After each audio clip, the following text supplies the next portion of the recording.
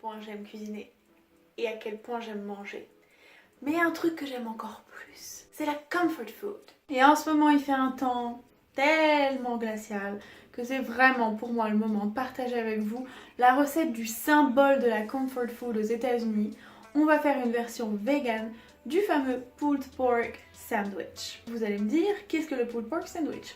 C'est une recette traditionnelle aux États-Unis, vraiment c'est un classique de sandwich. Enfin bon, ils appellent ça sandwich parce que c'est un petit burger de porc effiloché avec du coleslaw, donc un mélange de choux, de carottes et de céleri et de la sauce barbecue, et c'est les gars divin. Mais ma version du pulled pork sandwich, c'est-à-dire mon pulled pork burger vegan, est délicieuse. Ça y est, à ce stade j'ai dit le mot délicieuse dans toutes mes vidéos, je m'en fiche. Venez avec moi, suivez cette recette jusqu'au bout et vous me direz à quel point vous êtes régalés et à quel point vous avez bluffé vos invités. En plus aujourd'hui je vous présente un ingrédient super intéressant de la cuisine végane pour faire de la fausse viande, c'est le fruit du jacquier. Alors on va commencer avec l'ingrédient principal, c'est-à-dire du fruit du jacquier vert.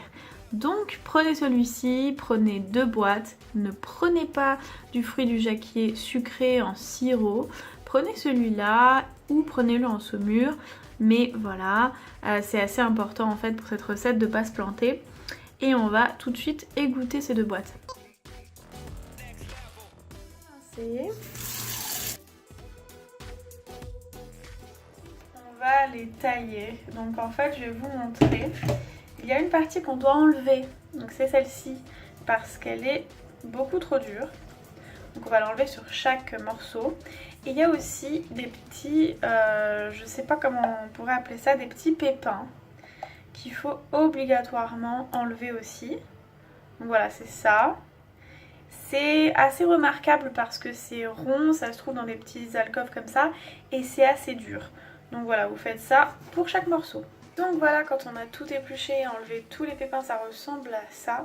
Et je trouve que la texture fait déjà penser à la viande, au porc ou au poulet effiloché. Maintenant on va mettre tout le fruit du jacquier dans un saladier et on va créer une marinade afin de lui donner du goût.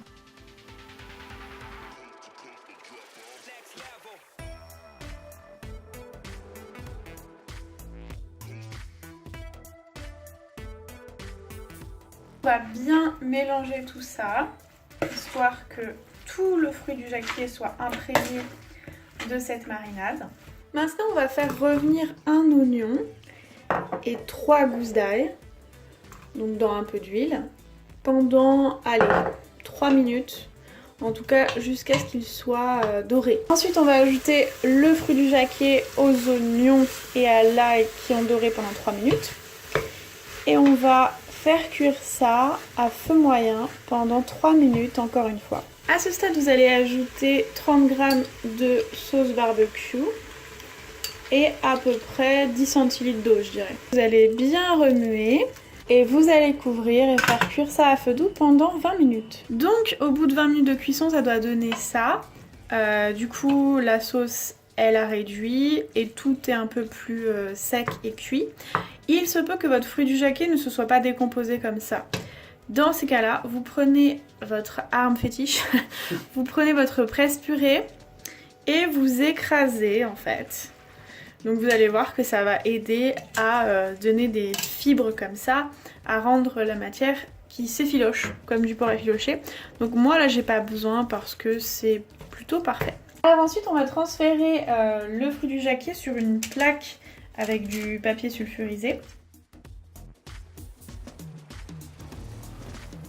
Et on va recouvrir de 3 cuillères à soupe de sauce barbecue. Et on va passer ça au four une première fois 15 minutes. Et en fait, la sauce barbecue ici va venir caraméliser le fruit du jacquier et rendre vraiment la texture pulled pork qu'on cherche. Donc voilà, on est parti pour 15 minutes à 200 degrés. Ça fait 15 minutes, donc ça donne ça. On va un petit peu l'effriter et le remettre 10 minutes.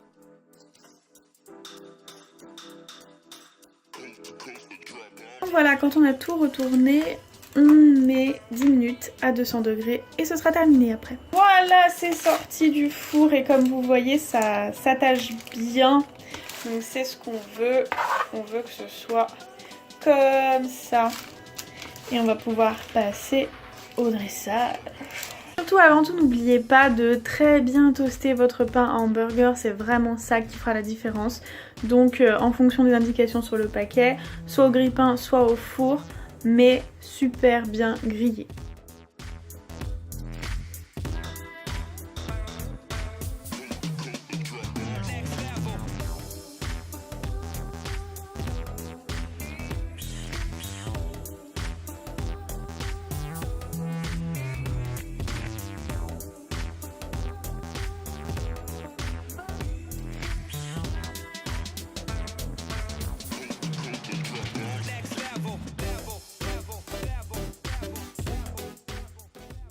Simple que ça et c'est aussi délicieux que ça en a l'air. Donc si ça t'a plu, mets un pouce bleu et surtout si tu as fait la recette, mets-moi en commentaire ce que t'en as pensé. Et si tu veux voir plus de vidéos comme ça, abonne-toi.